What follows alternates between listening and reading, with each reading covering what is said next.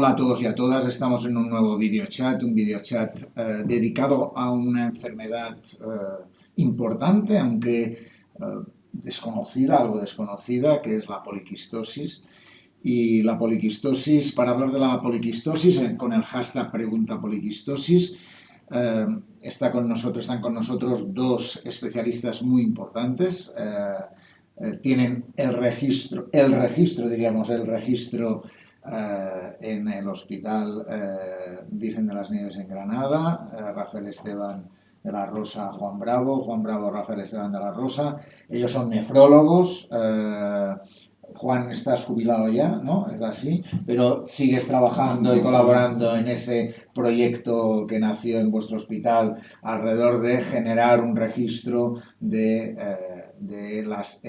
los enfermos y de los contactos, ¿no? Diríamos, en ese sentido, alrededor de la poliquistosis.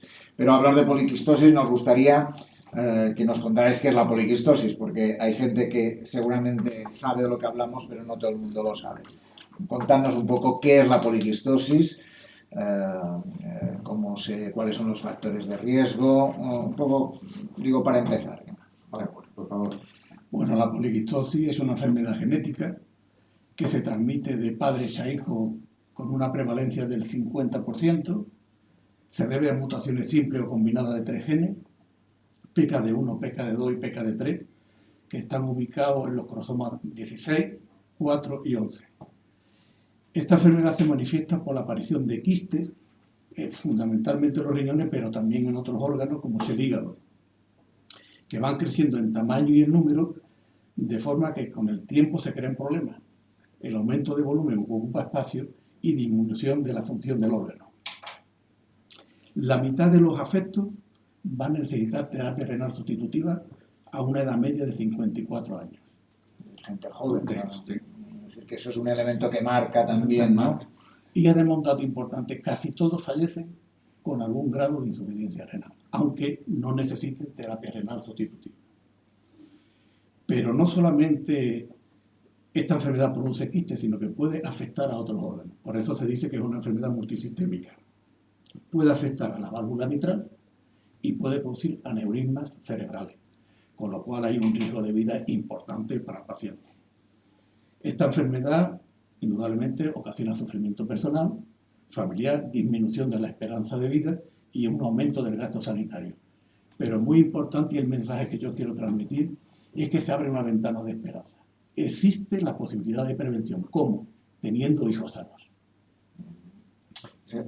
Por tanto, es una enfermedad que se transmite a través de teniendo hijos que puedan tener esos mismos quistes en el riñón, dices, pero también en otros órganos del cuerpo. En concreto en el hígado. También pueden aparecer en el páncreas, pero el órgano que se manifiesta más intensamente es en el riñón, y por eso los nefrólogos estamos muy relacionados con esta enfermedad. Perfecto. Por tanto, la clave del diagnóstico de la poliquistosis va ligado a encontrar quistes normalmente en el riñón. ¿Es así? Sí. Aunque hay una ambientación familiar, de ahí el carácter hereditario. Es decir, esto siempre, en la mayoría de las ocasiones, vamos a buscar personas con quistes renales que tengan este problema en un ambiente de un árbol genealógico. Y ya introduzco un elemento más de por donde debemos de investigar, es decir, que existan antecedentes familiares de la enfermedad. Nosotros, de hecho, aquí en Granada, pues cuando nos pusimos a trabajar algo así por el año 2009, estábamos comentando antes pues que nos encontrábamos que asistíamos a personas pertenecientes a la misma familia y que compartían esta enfermedad, este problema. Entonces, en aquel momento, 2009, no teníamos ninguna arma terapéutica que pudiera enlentecer la progresión de la enfermedad, pero sí ya vislumbrábamos que se podía evitar su transmisión. Pero claro, el gran inconveniente que teníamos es que a muchos individuos no los teníamos identificados, no se habían investigado. Y lógicamente, si tú no sabes si tienes o portas una enfermedad, tú vas a pensar, bueno, pues yo tendré mi familia y ya veremos cómo va el discurrir de la vida. Entonces ya en aquella fecha, 2009, pensamos, bueno, pues sí, identificamos a todos aquellos individuos no solamente del concepto del tratamiento no sustitutivo, sino a todos aquellos que no tienen todavía diálisis ni trasplante de por medio y se encuentran en edad reproductiva. Si los informamos y somos capaces de darle la información adecuada para que piensen que pueden tener descendencia sin transmitir la enfermedad, pues posiblemente nuestro objetivo se verá cumplido. Es decir, rebajaremos por una parte la frecuencia de la enfermedad en términos de prevalencia y reduciremos la frecuencia de la enfermedad en términos de incidencia. Eso, desde luego, que nos va a hacer pues que nuestro sistema de salud público, que lo queremos mucho, pero que además lo tenemos que conservar, sea más sostenible. Y de hecho, nuestro compañero José Luis Navarro Espigar, que es economista del Hospital Virgen de las Nieves, pues empleando datos de nuestros registros, pues ha podido y realizó un estudio de coste-efectividad. Lógicamente no tiene color. El que una persona nazca sin la enfermedad nos puede costar al erario público en torno a 5.000, 6.000 euros, frente al coste que se puede suponer la diálisis o el trasplante, que estamos hablando de 40.000 euros al año en promedio. Es decir, estamos hablando de una dimensión humana, por una parte, como ha comentado el doctor Grau, pero después también estamos hablando de una dimensión económica y de sostenibilidad del sistema público de salud. Y bueno, pues si somos capaces de afrontar este reto, que lógicamente no va a evitar la transmisión de la enfermedad en 4 años, ni en 10 años, posiblemente pasa en 2 generaciones, pero si seguimos con este empeño en que se pueda rebajar la frecuencia de la enfermedad, pues entonces será un éxito social, político, sanitario, en todas las índoles. Por tanto, la clave, perdona Juan, la clave es un poco, primero, hacer un buen diagnóstico cuanto antes mejor, ¿no? Segundo, existen unos criterios para diagnosticar que son ecográficos, de antecedentes familiares y estudios genéticos, porque no todas las enfermedades quísticas del riñón son esta enfermedad. Eso es importante. Eso es importante Eso saber. es importante. Que una persona tener quiste en el riñón no es una poliquistosis. Esto hay que valorarlo en función de unos antecedentes familiares, unos criterios ecográficos y, cuando hay duda, unos criterios genéticos. Y otro dato importante es que el niño que nace sano no transmite la enfermedad. Por eso nuestra idea es de que nazcan niños sanos. Porque esos niños sanos ya rompen la cadena y no transmiten la enfermedad.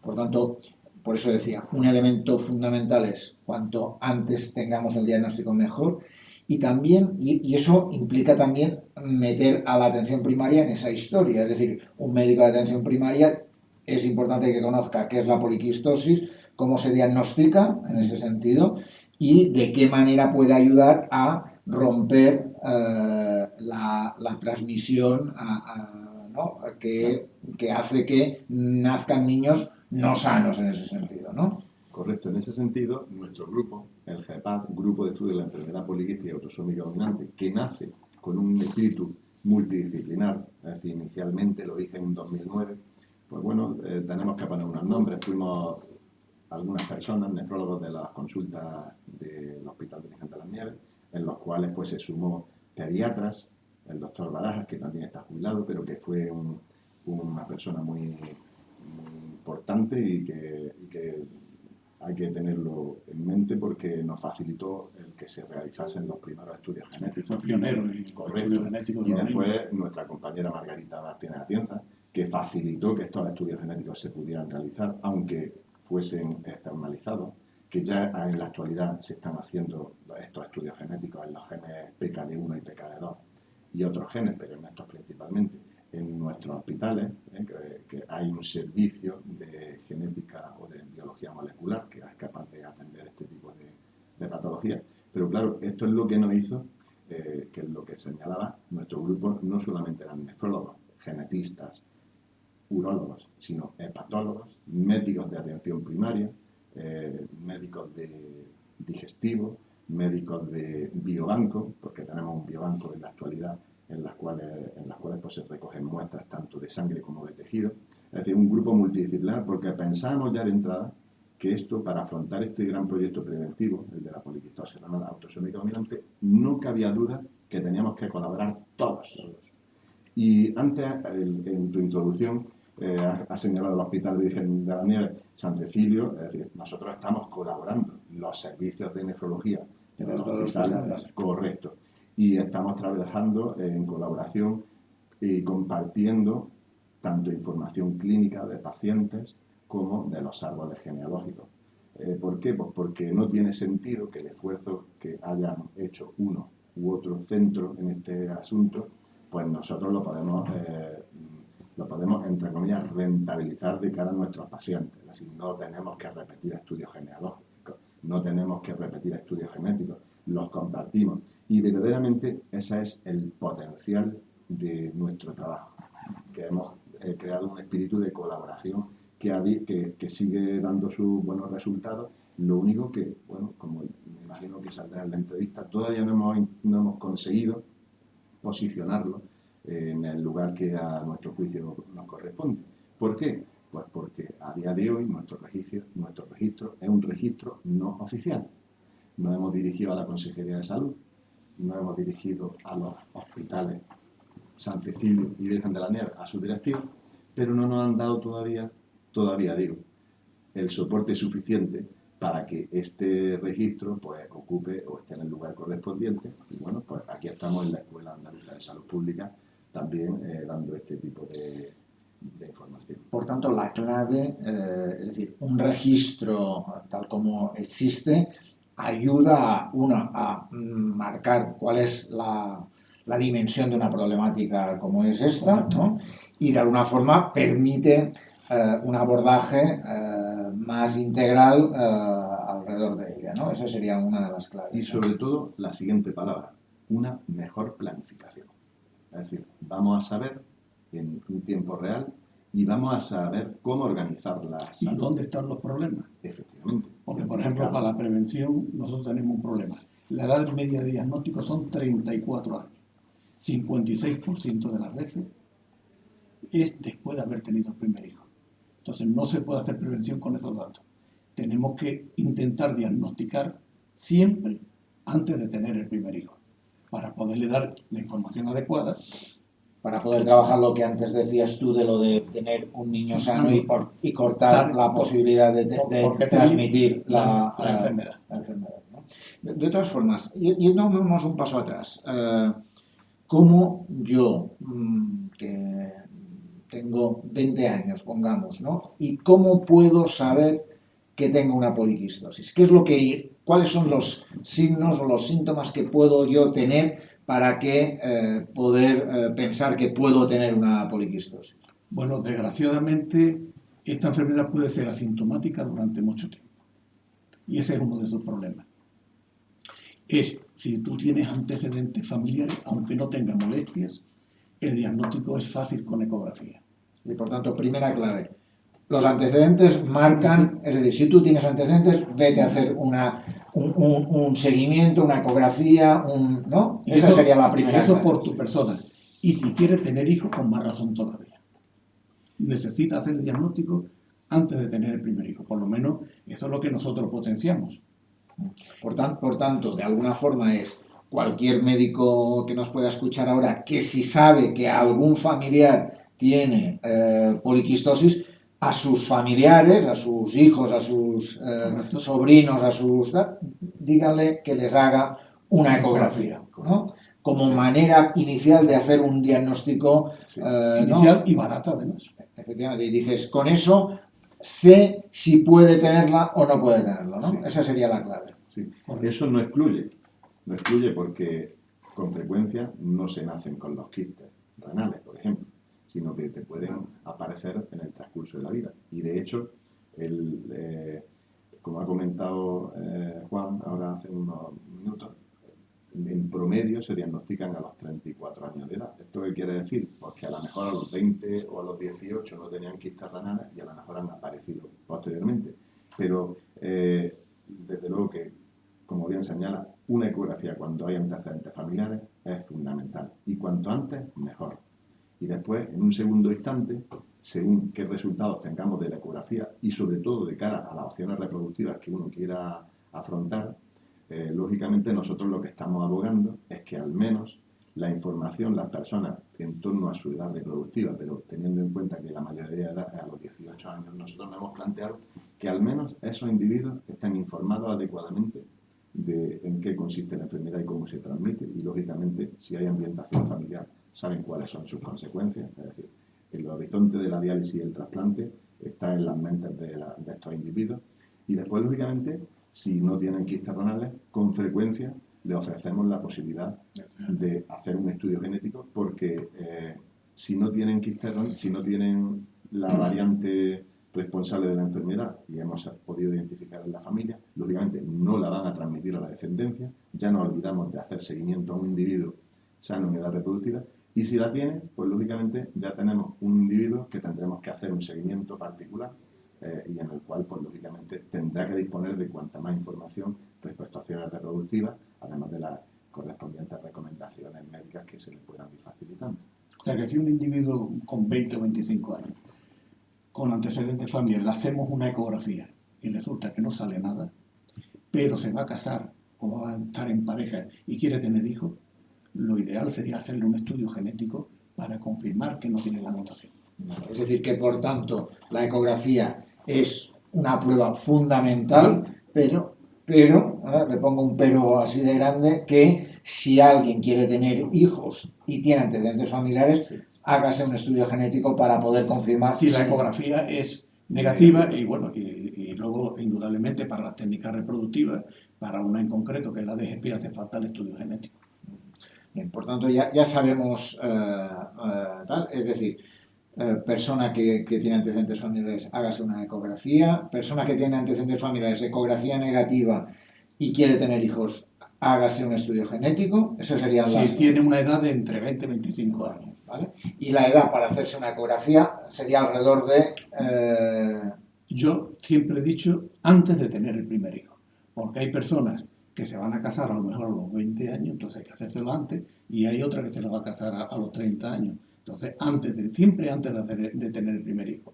Y luego, si los padres quieren saber si su niño tiene la enfermedad, perfecto, atendemos a la petición del padre. Vale, por tanto ya sabemos de qué manera podríamos parar, ¿no? De alguna forma, parar la transmisión y por tanto poder ayudar a tener hijos sanos, como decía al inicio, y por tanto no entrar en la dinámica de me diagnostican a los 34 años como media y después de haber tenido un hijo y por tanto con todos los problemas que puede haber. Tenemos la curiosidad de que algunos padres se han diagnosticado al descubrir la enfermedad en el hijo. O sea, el padre no lo sabía, el pediatra descubre los quistes en los riñones del niño, inmediatamente le hacen la ecografía al padre y descubren que tiene la enfermedad. Eso no ha ocurrido a nosotros todavía. Por tanto, la necesidad de cuanto antes mejor, la clave en ese sentido, con las pruebas que hemos dicho, ecografías o pruebas genéticas, en función del proceso de si quieren tener un hijo para poder intentar que los niños sean sanos. Resulta que yo no se me diagnostica y ya he tenido un hijo, ¿no? En ese sentido. ¿Cómo va a ser mi futuro? Es decir, porque antes habéis hablado de diálisis, habéis hablado de trasplantes, habéis hablado de que prácticamente todas las personas que tienen una poliquistosis al final tienen un problema de insuficiencia renal, ¿no? Un poco, ¿cómo es su futuro? Porque de alguna forma, si yo sé que puedo tener un futuro de diálisis, de trasplante y tal, a lo mejor es cuando digo, tendría que hacerme antes algunas pruebas para poder evitar eso, ¿no? Sí, actualmente no existe ningún tratamiento curativo de la enfermedad. En la actualidad pues, se dispone de un medicamento, y ya entramos también en este asunto que se llama Tolvastan, que en definitiva es capaz de retrasar el crecimiento de los quistes renales. Tiene unas indicaciones muy concretas, con unos criterios que se puede administrar y de forma simplificada con unos criterios clínicos y analíticos.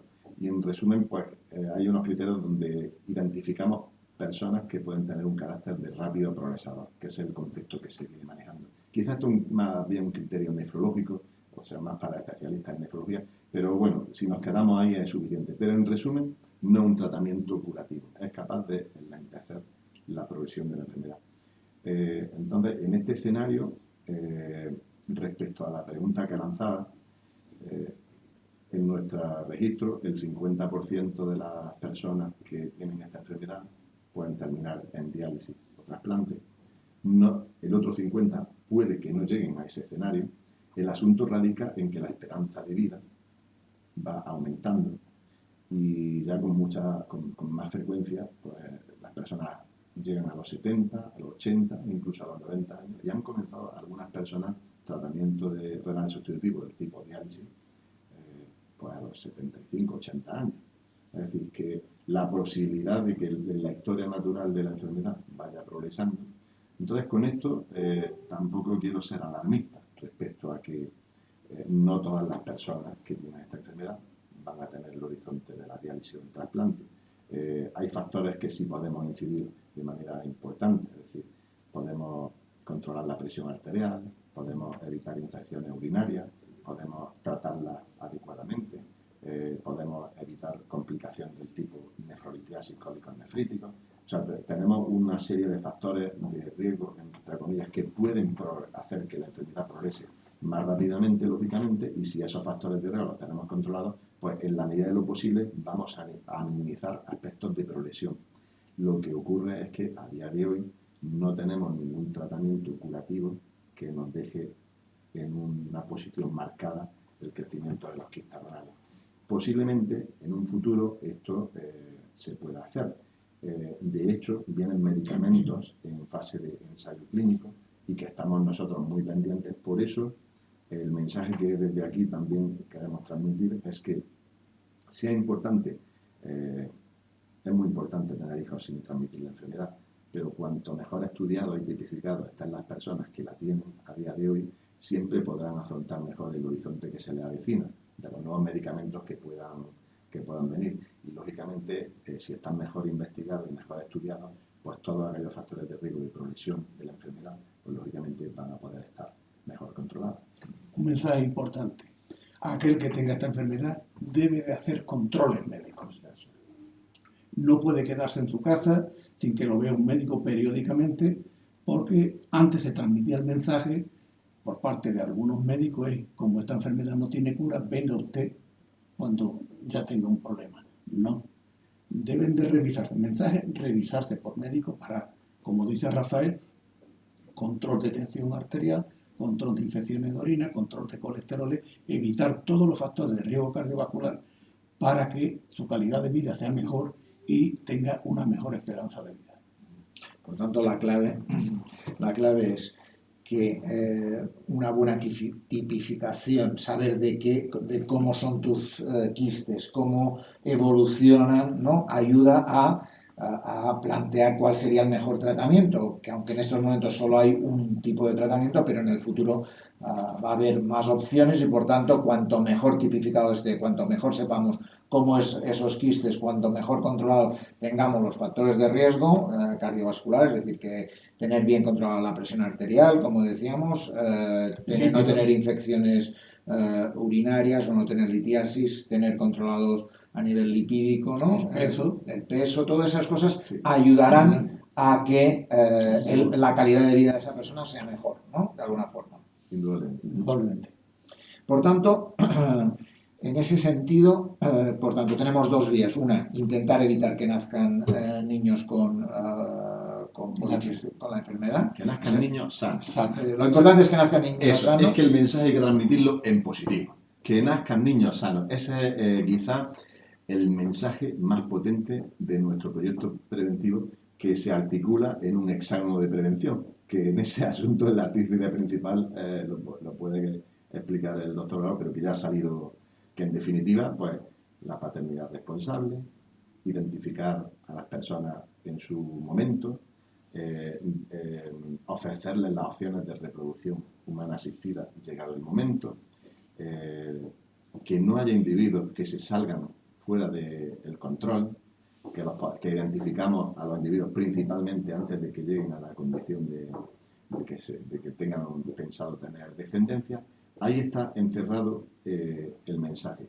Y verdaderamente, pues esto es lo que hará que, lógicamente, las personas, las familias afectas, pues confíen en nosotros cada vez más y, lógicamente, pues acepten nuestro asesoramiento. Pero todo desde un prisma en el que todos somos importantes. Es decir, el médico de atención primaria es una pieza angular, los nefrólogos, los urólogos, todos los que estamos trabajando en este ámbito. Y, lógicamente, pues los compañeros de genética, los pediatras, los compañeros de las unidades de reproducción humana asistida, pues en este marco es donde el éxito puede estar garantizado. Para dar otro mensaje, actualmente en Granada nosotros tenemos controlados 600 personas que viven aquí en la provincia de Granada que tienen esta enfermedad. Pero hemos hecho un cálculo de que hay unas 288 personas que tienen la enfermedad y no lo saben. Y eso, para darles la información, lo tenemos que localizar. De ahí nuestra relación con la atención primaria. Pero además hay casos que saben que tienen enfermedad y no se hacen controles médicos. Pensamos que son unas 24 personas aquí en la provincia de Granada. En resumen, en Granada provincia pensamos que hay unas 900.000 personas que vivas que tienen esta enfermedad. Y entonces ese de este hexágono preventivo es localizar a los que tienen la enfermedad y no están diagnosticados, recuperar a aquellos que están perdidos para control, que sabemos que tienen enfermedad pero no vienen al médico, diagnosticar la enfermedad antes de tener el primer hijo, ofrecer las técnicas de reproducción asistida más adecuadas para esta persona y luego la paternidad responsable.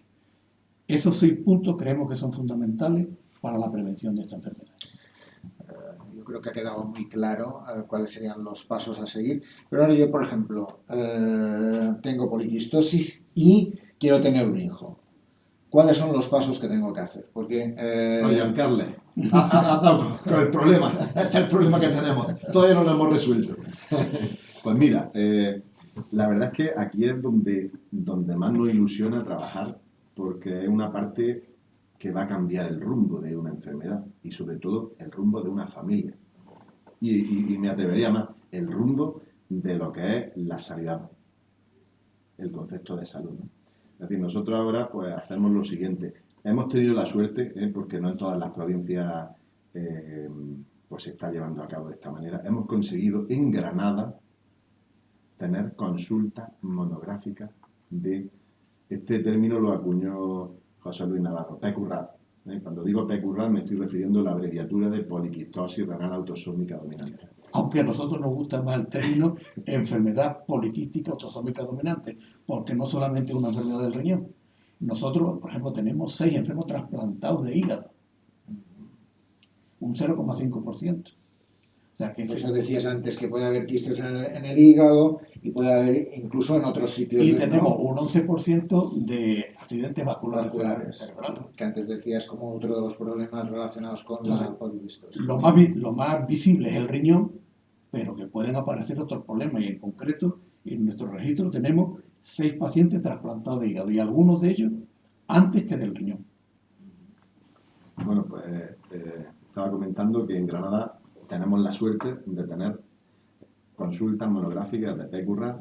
En San Cecilio, la actual responsable es la doctora Morales y en Virgen de la Nieves la atiendo personalmente. Entonces, respecto a lo que comentabas de yo quiero tener un hijo sin enfermedad, y ahora vamos a poner ¿cómo está la sanidad pública en este sentido? Pues la sanidad pública está regulín. ¿Por qué? Pues muy sencillo. Porque el único sitio donde actualmente se puede hacer esta técnica reproductiva, en concreto el diagnóstico genético preimplantacional, ahora conocido como test genético preimplantacional, tan solo se puede hacer en Sevilla. Hay otra opción reproductiva para tener hijos libres de enfermedad o hijos sanos, como son el empleo de gametos de un donante. Pero claro, cuando a una pareja en edad reproductiva tú le planteas las dos, lógicamente vamos a conseguir ese objetivo. Uno empleando gametos de un donante, otro empleando tus propios gametos, empleando técnicas de selección de embriones. Cuando tú le planteas estas dos opciones inicialmente a una pareja, la mayoría de las ocasiones se decantan. Yo quiero tener un hijo, pero con mi carga genética completa, tanto de mi pareja como mío. Entonces, bueno, nosotros intentamos ser suficientemente explícitos, es decir, las dos opciones para nosotros, como médico o como médicos, es buena, es decir, con las dos opciones vamos a tener un hijo sano en casa, que esa es la parte principal, pero claro, la balanza cuando lo cuenta se decanta hacia yo quiero que se empleen mis genes.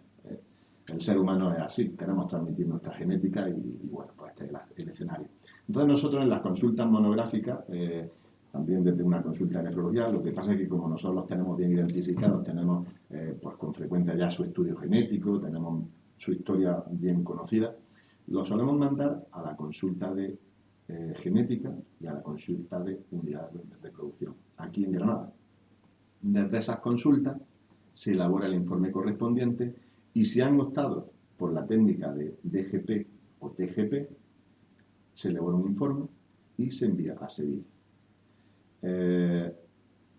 A Sevilla, pues, como no tienen capacidad para dar respuesta a tiempo, Todas las demandas correcto, porque es referente a nivel de Andalucía. Y porque no solamente se atiende a esta enfermedad, es que hay un panel de 26 enfermedades que se pueden beneficiar de esta técnica, no solamente la poliquistosis. Pues, ¿qué ocurre? Pues que pueden pasar 4, 5 años en lista de espera. De hecho, pues nosotros nuestra experiencia en pacientes a los cuales hemos remitido, en concreto 4 que se han remitido para este tipo de opción reproductiva, pues no hemos conseguido embarazo. Es decir, que no ha sido una experiencia, puede estar en el porcentaje de fracaso que esperable, pues lo desconozco. Un 40% es lo que está indicado la literatura. Lo que sí sabemos es que en Granada sí ha nacido un hijo libre de enfermedad de una mujer con poliquistosis, con PQRAT, y después de intentar la opción pública en el Hospital de Sevilla, Virgen del Rocío, pues vino a Granada, dio sus pasos correspondientes y en una clínica privada, pues sí lo ha conseguido. Entonces, bueno, todas las opciones son válidas. Nosotros, como médicos comprometidos con la salud, con la sanidad pública, pues lo mismo que la diálisis y el trasplante lo cubre la seguridad social, pues también pensamos que la opción reproductiva preventiva, pues también debería estar. Principalmente, ¿por qué? Porque esos individuos finalmente son los que vamos a atender en consultas, en diálisis o en trasplante, en cualquiera de los escenarios. Entonces, bueno, ¿nuestro objetivo cuál es? Pues principalmente que se pueda hacer esta técnica reproductiva, que se autorice por los políticos correspondientes, también en Granada, y que nosotros en Granada podamos ser referentes al menos de Andalucía Oriental respecto a las técnicas reproductivas y en concreto la TGP. De alguna forma debe ser una alegría encontrar el caso de esa mujer con PQRAT. No te lo puedes imaginar. No te lo puedes imaginar. Contárnoslo, porque seguro que fue un acontecimiento, ¿no? Bueno, pues a la abuela de esta niña que nació se le dio la información adecuada. Esa abuela, porque era una mujer trasplantada, esta mujer se lo dio a su hija. Y su hija, que se veía en las consultas externas, bueno, pues se mandó a Sevilla. En Sevilla, pues la verdad, el trato que se le dio allí, la mujer vino bastante desanimada. Y, bueno, pues quería tirar la toalla. Dije, bueno, yo no voy a tener hijos, porque esa es otra de las opciones que toman algunos, no tener hijos. Pero su pareja le dijo, no, vamos a seguir adelante. Y entonces en una clínica privada de Granada, que en Granada se llama Margen, la trataron como yo creo que hay que tratar a las personas, con cariño, con delicadeza, se pusieron manos a la obra y en unos meses la enferma estaba embarazada.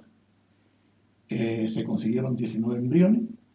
Al parecer, esto no es del todo seguro, nada más que había 2 embriones sanos que fueron los que se implantaron con la fortuna de que esta mujer se quedó embarazada, el embarazo fue bien, el parto normal y nace esta niña.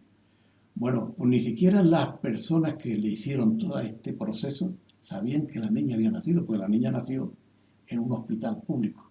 Y fue la abuela que me llama una noche a mi casa y me dice, don Juan, que tengo una nieta que ha nacido por aquello que usted me dijo. Qué alegría, ¿no? Bueno, y entonces digo, ¿usted me da permiso para que hable con su hija? Porque yo con su hija no tenía mucho trato, porque la veían en la consulta de... Y yo a esta mujer nunca la vi.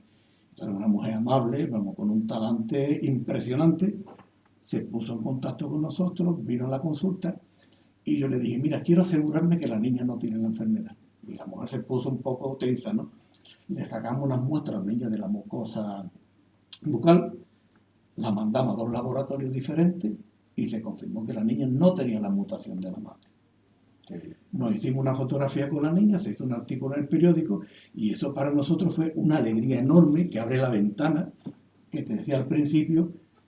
Bueno, y si esto se hace en la medicina privada, que en teoría los medios no son tan potentes y, bueno, y los equipos médicos tan numerosos como en la pública, ¿por qué no se puede hacer esto en la pública?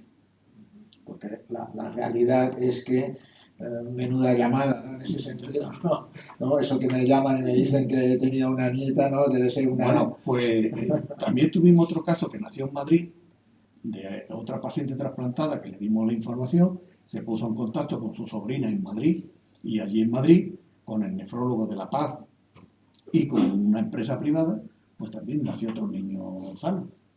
Por lo tanto, la clave es, eso es posible, eso es real, correcto, hay casos eso y que por tanto es algo que genera un cambio en la vida de las familias alrededor de que paramos la transmisión y por tanto nacen niños sanos y por tanto no nacen niños con ninguna posibilidad de transmitir la Lo que enfermedad. nosotros encontramos bueno, después de los años de experiencia, que son 10, hay personas que cuando tienen esta enfermedad dicen, yo no voy a tener hijos, y no hay quien la saque de no tener hijos.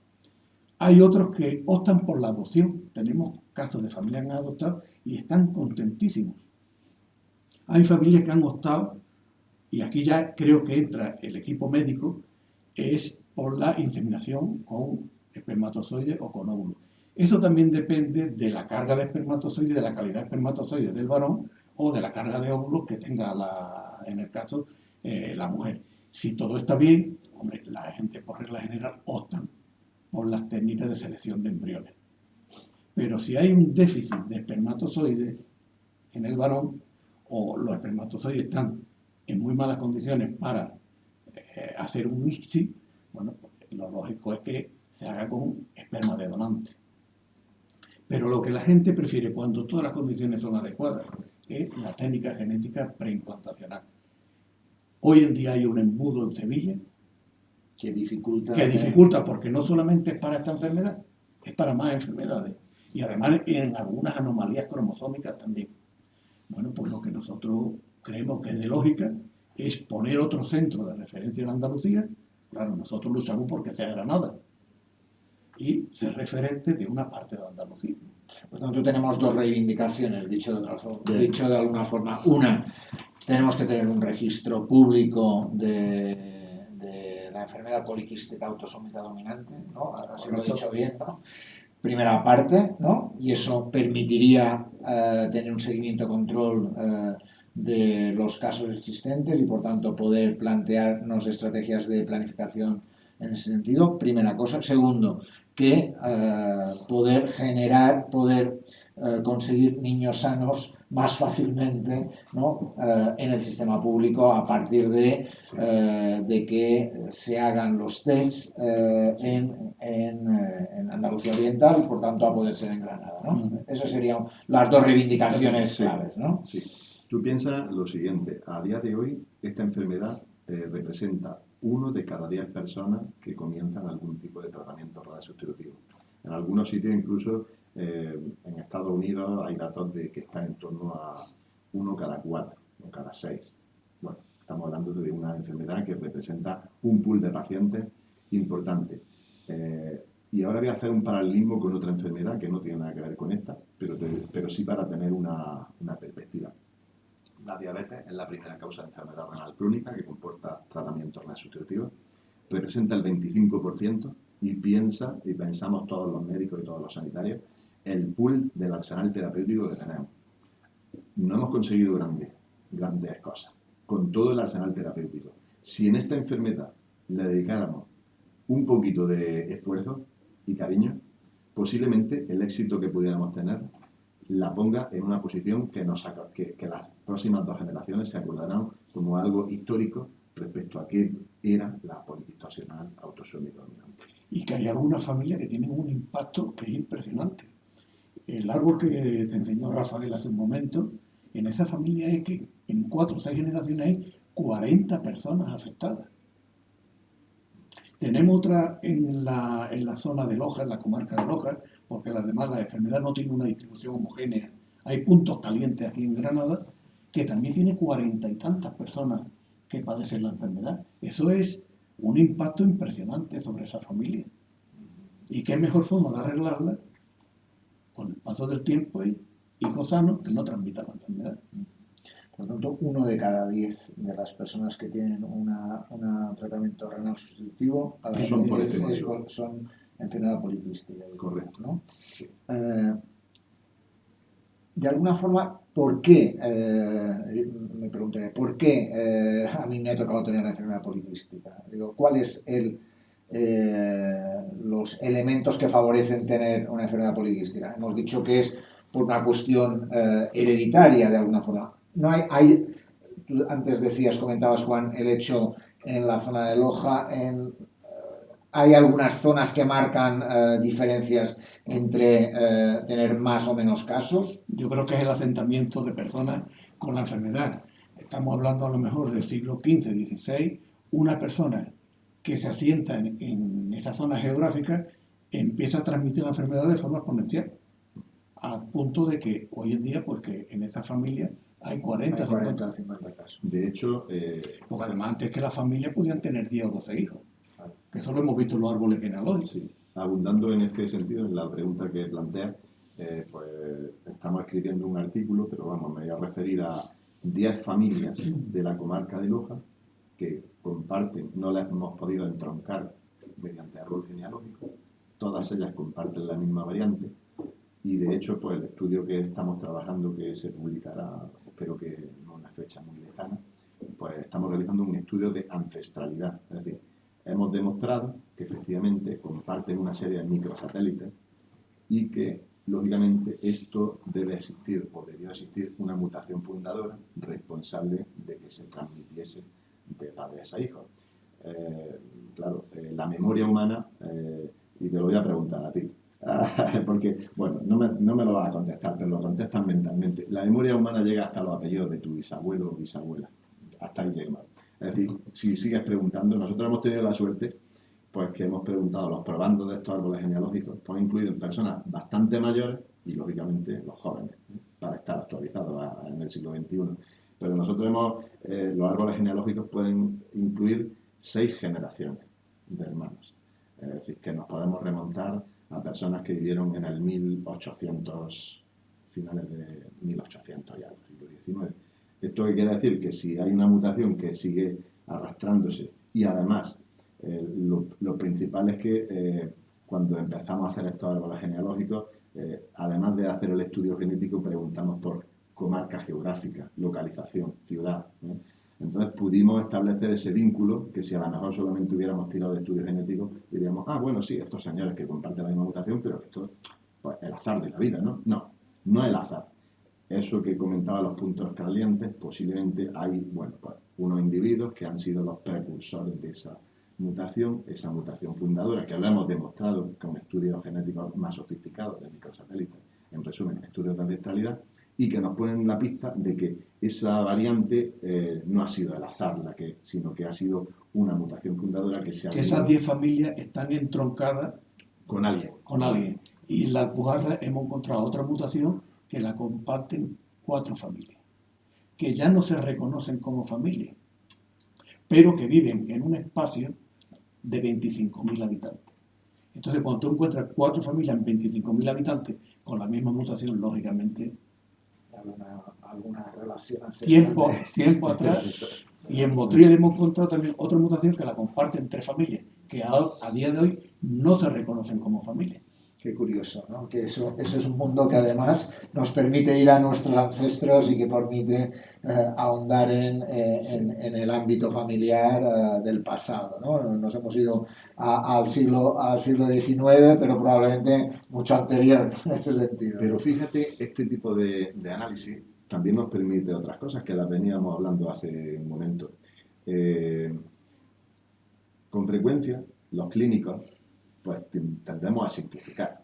Claro, tenemos 7 casos por delante y entonces decimos, bueno, pues ya está, 7 casos, pues esta es la explicación. Y le damos una explicación. Lo peor no es eso, es que no lo creemos. Es decir, con frecuencia, pues dice, bueno, pues mi madre entró con 45 años en diálisis, pues a mí me tocará entrar con 45 años o poco más, poco menos, ¿no? Pero no es así. Aquí hay algo más que está en juego. Es decir, mi madre entró en 45, pero cuando tú haces un análisis de todos los individuos que portan la misma variante responsable de la enfermedad y ves la horquilla en la que comienzan el tratamiento no sustitutivo, te encuentras con que hay una horquilla que puede ir en torno a 15 años. ¿Eso qué quiere decir?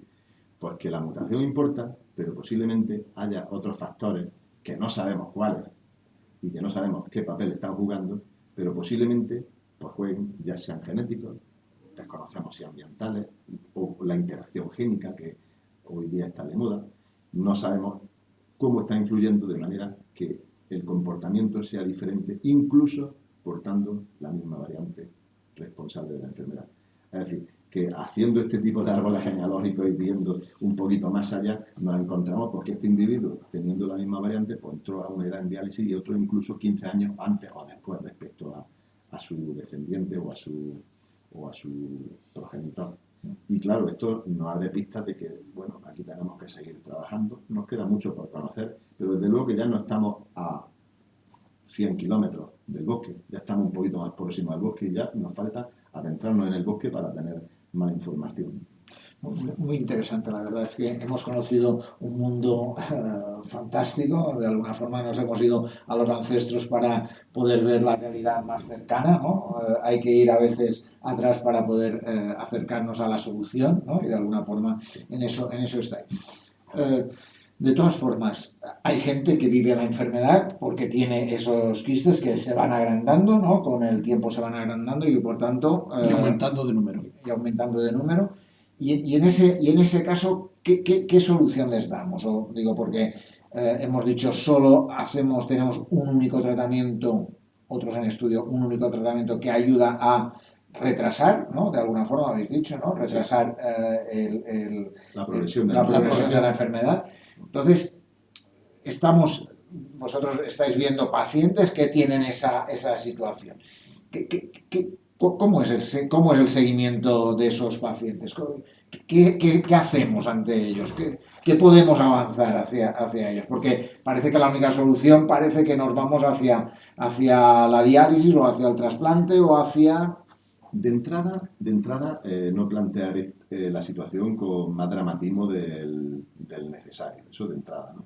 Porque, bueno, nosotros somos médicos, pero la medicina, como bien sabes, no es un dogma, esto no es matemáticas para todos.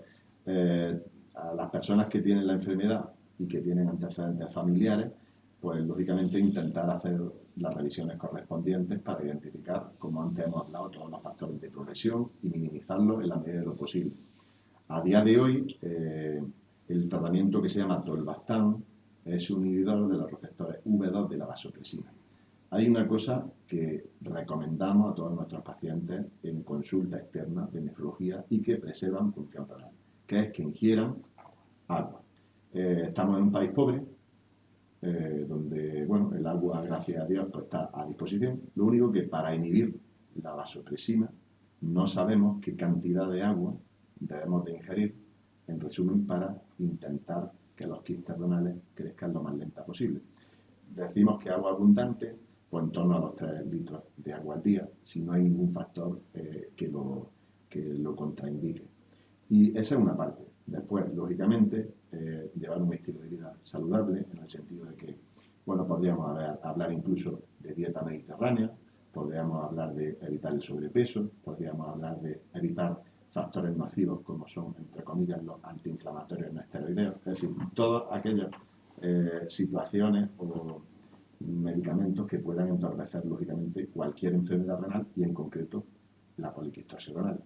Y, es decir, insistir en el estilo de vida saludable, que siempre es bueno para todos. Identificar los factores de riesgo de progresión y en esa persona que tiene la enfermedad y que se encuentra en edad reproductiva, explicarle adecuadamente las opciones que tiene para tener hijos sanos, y si ya no se encuentra en edad reproductiva o ya los ha tenido, pues bueno, hacerle las revisiones correspondientes y sin intentar tenerlo suficientemente estudiado, porque, bueno, el horizonte, que es lo que vamos a tener en un futuro, pues son ensayos clínicos. Y para que la medicina avance, en muchas ocasiones, pues nos vamos a enfrentar a que vamos a tener que participar en un ensayo clínico. En ese sentido, pues desde el GEPAR y desde las consultas de PQRAT de Granada, pues tenemos o intentamos tener a nuestros pacientes lo mejor tipificados para que enseguida, ok, aquí tenemos un nuevo ensayo clínico que nos interesa para nuestros pacientes, pues los tenemos suficientemente seleccionados para que si reúnen los criterios de inclusión correspondientes, pues se puedan beneficiar 5, 6, 7 años antes de que el medicamento llegue a estar comercializado. Y quizás ese es nuestro... Y por tanto, un buen seguimiento, un buen control es la base de que el futuro de los nuevos tratamientos nos ayude, aunque la clave es irnos atrás y que nazcan niños sanos, ¿no? Una pregunta que se pueden hacer los pacientes. Bueno, si yo tengo un riñón lleno de quiste y enorme, ¿qué papel tiene la cirugía en estos casos? Bueno, nosotros tenemos un 14% de nefrectomías en este tipo de pacientes. La nefrectomía, lo habitual es que se haga cuando el paciente ya ha llegado a un grado de insuficiencia renal muy importante y ese riñón tiene un volumen tan grande que dificulta la realización de un trasplante en un futuro.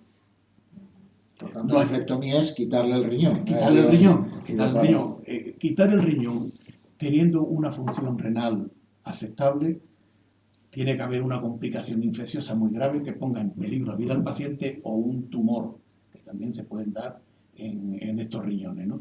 Entonces, teniendo una función renal aceptable, un riñón no se debe quitar a no ser que haya una complicación infecciosa importante o una tumoración. En el caso de que ya esté en terapia renal sustitutiva, lo habitual es que se quite el riñón, generalmente el derecho, para dejar espacio y poder poner el riñón trasplantado, que se pone habitualmente en fósiles, a derecha. Nosotros, nuestra estadística es un 14% de nuestros pacientes necesitan quitarle el riñón. Yo creo que hemos hecho un repaso a este proceso. Seguramente alguna cuestión que queráis cerrar, alguna cosa que no haya salido y que os parece importante que salga antes de terminar este video chat, pregunta poliquistosis, que podrán seguir no solo viendo este vídeo, sino también a través de nuestras redes sociales, en la red social en Twitter con nuestro ex pacientes, que Manuela López está tuiteando en estos momentos con el hashtag pregunta poliquistosis. Algo que queráis cerrar, algo que nos queráis decir que no haya salido o que queráis reforzar para terminar de ahondar en los mensajes tan claros que habéis dado. Yo quiero reforzar la localización de aquellas personas que pertenecen a esta familia y que no saben o no quieren saber si tienen esta enfermedad. Creo que eso es muy importante. Y luego, lo segundo que quiero reforzar, que tenemos que ampliar nuestra gama de reproducción humana asistida aquí en Granada para facilitar el que estas personas tengan hijos sanos. Eso es lo que yo quiero reforzar. Eso es fundamental. Hijos sanos, ya hemos dicho, hablando en positivo, hijos sanos de estas familias es la clave de un futuro sin enfermedad poliquística, ¿no? Y yo quiero, y aprovecho como este video chat es muy importante y lo va a ver muchas personas, pacientes, ciudadanos, médicos, profesionales, pues sí voy a lanzar una invitación desde la Asociación Amigos del Riñón, que es la vertiente social que estamos trabajando a favor de la prevención de esta enfermedad y del estudio de la misma, y desde el Grupo de Estudio de la Enfermedad Poliquística Autosómica Dominante del GEPAR, os invitamos al 13 de marzo, que celebramos nuestra 8ª jornada anual sobre PQRAT y enfermedad hereditaria. Esto es una jornada anual que la realizamos con mucho cariño, donde no solamente está orientada para profesionales, sino que adquirió ya su dimensión orientada hacia lo que es el paciente, su familia y la ciudadanía. Y, lógicamente, los profesionales. Estamos invitados a participar y la escuela está participada a invitar y que, bueno, no ha servido para dar nuestra mejor versión de qué es lo que queremos conseguir. En resumen, la prevención primaria de la PQRAT, de la poliquistosis renal autosómica dominante, y estáis todos invitados. 13 de marzo. 13 de marzo. 13 de marzo, 2020. Hospital Virgen de las Nieves. Se celebrará, Dios mediante, en la Facultad de Ciencias de la Salud. Perfecto, pues ya saben ustedes. Por último, quería también reforzar una mayor receptividad por la Administración Sanitaria para llevar adelante este proyecto preventivo de esta enfermedad. Eso implica registro, implica todos los temas de los test que faciliten la reproducción de tener niños sanos de una forma desde el sistema público. Correcto, ¿no? mayor receptividad por parte de ellos a este proyecto que hasta el momento lo hemos visto muy tibio. Por tanto, ya saben ustedes, ha sido un placer tener a Rafael Esteban de la Rosa y a Juan Bravo para estar con nosotros. Nos han dado claves de una enfermedad, nos hemos ido a los ancestros para conocer de cerca cuál es la problemática actual de esos pacientes. Sabemos qué podemos hacer, ¿no? Hay todo un futuro por delante, como decía Rafael, estamos cerca del bosque para adentrarnos dentro de él. Los tratamientos que hay de esta enfermedad son pocos realmente, hay ensayos clínicos, pero la clave de esa historia es conseguir tener niños sanos. Por tanto, las personas que tienen esta enfermedad, lo importante es transmitir esa idea de que quien quiera tener un niño que vaya a consulta para poder ayudarle a tener ese niño sano, que hemos dicho antes que para eso es necesario que desde el sistema público se fomente la posibilidad de hacer los test que en estos momentos se hacen en Sevilla, poder hacerlos aquí en Granada.